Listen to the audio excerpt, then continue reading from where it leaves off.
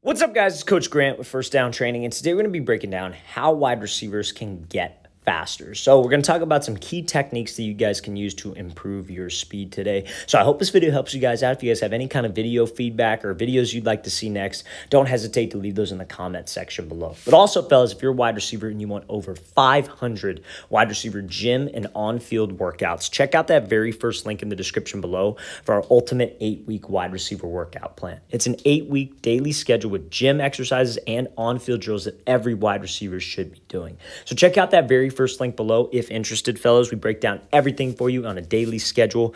Let's get started with this video. So now, first things first, main thing to help you get more speed off the line, it has to do with your front foot. So what are you doing with your front foot? Where is it placed? What is your base looking like to eliminate false steps? So let's play this thing full speed here from A.J. Brown. So he gets off the ball very fast. When it's press bail, we have to get off the ball fast. We're going to be talking about like what an actual false step is here in a second with these two clips versus press coverage, but this is textbook of what you want to do.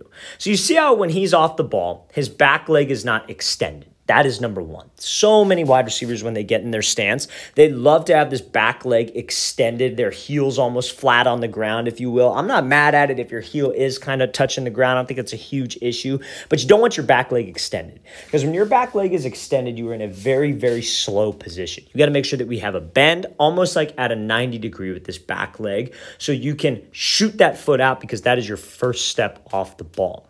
Now, another thing that wide receivers like to do is that their shin angle with their front foot will be straight up in the air. And that will give you a very, very slow get off. You will be off the ball extremely slow if that shin angle is straight up in the air. So what I tell guys is you want to try to get your knee to the middle part of your foot. If you can get your knee to the middle part of your foot and you're almost in that like forward lean position like so, you will get off the ball without any false steps.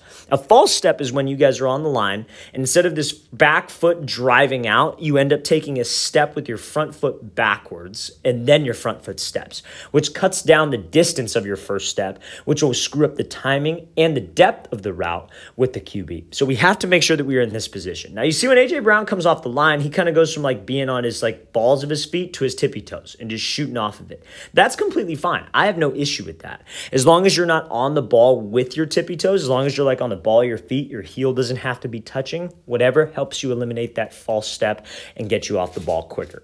Now, when you guys face press coverage, it's a little bit different scenario, because you obviously can use that front foot or that back foot doing a kick step to create space, and we're going to talk about that in a second. So let's play this thing full speed, and then we'll get to the next couple techniques that will help you get more speed off the line.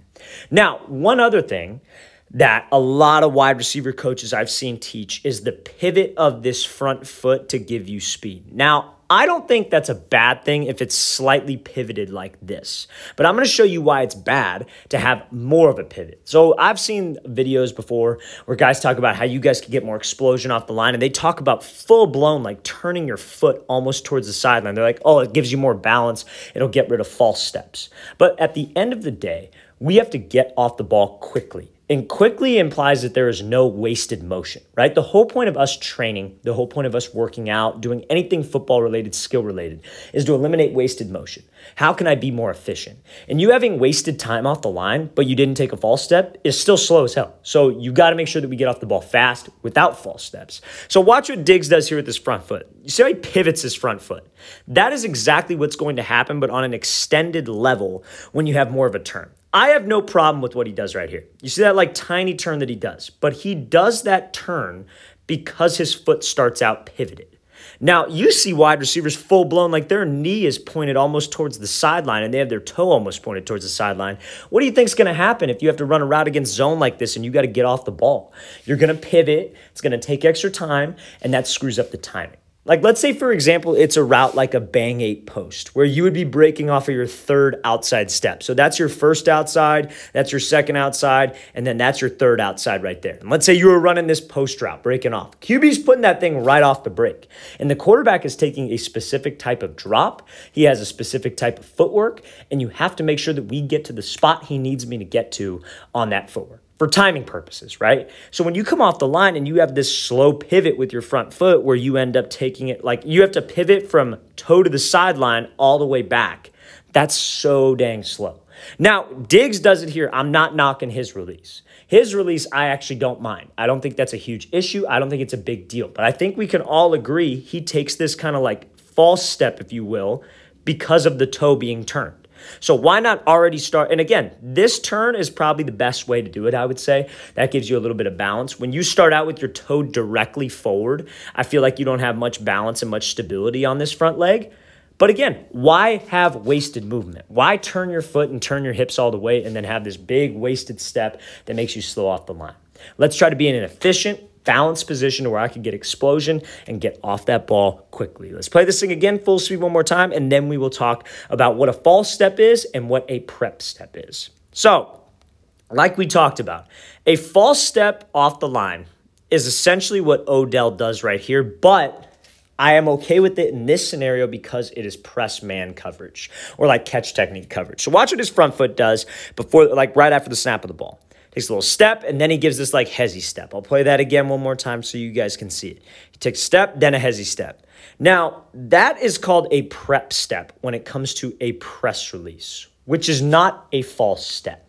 There are a lot of wide receiver coaches out there, especially, not to knock these guys. There are a lot of guys that coach at, like high schools or youth teams, right? And the only thing that they know how to coach is the false step. I swear to God. That's the only thing that they know about the receiver position. If you take any kind of little step with your front foot, even against press, they don't like it.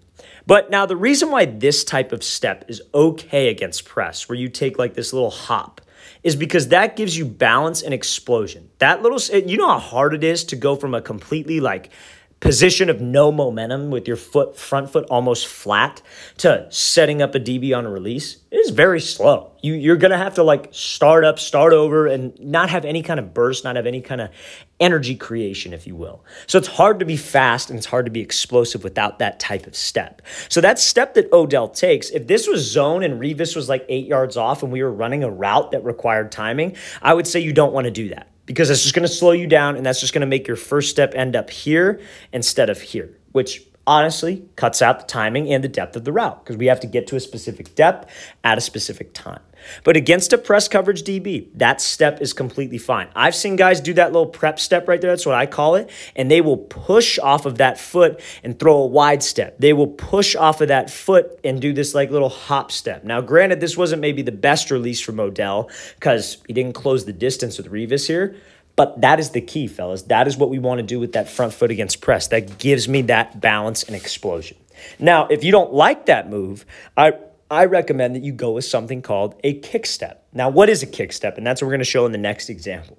So I'm going to play this full speed. This is not a false step. If this was zone coverage, that would be a false step. Now, this is my favorite one that receiver coaches love to knock, and that is the kick step. Okay, so I love the kick step. I think this is probably my favorite thing to do to generate explosion off the line, and favorite thing to teach to generate explosion off the line, because there's just something about it that makes your hips explosive. You're able to throw your hip, sell with the upper body a little bit more.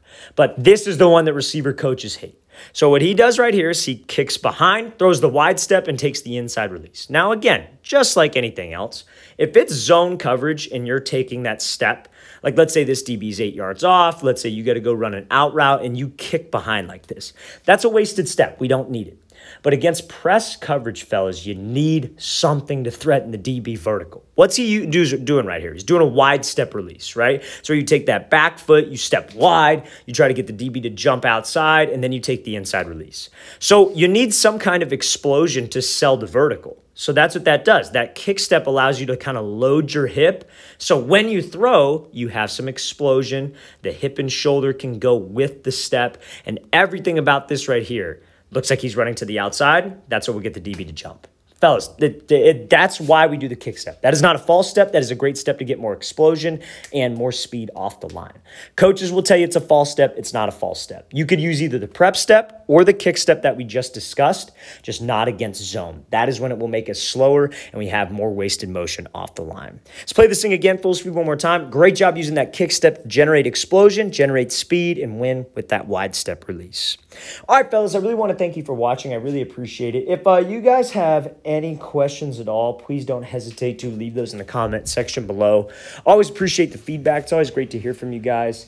And again, fellas, if you would like an 8-week wide receiver on-field and gym workout schedule with daily gym exercises and on-field drills, check out that very first link in the description below. I'll see you guys next time.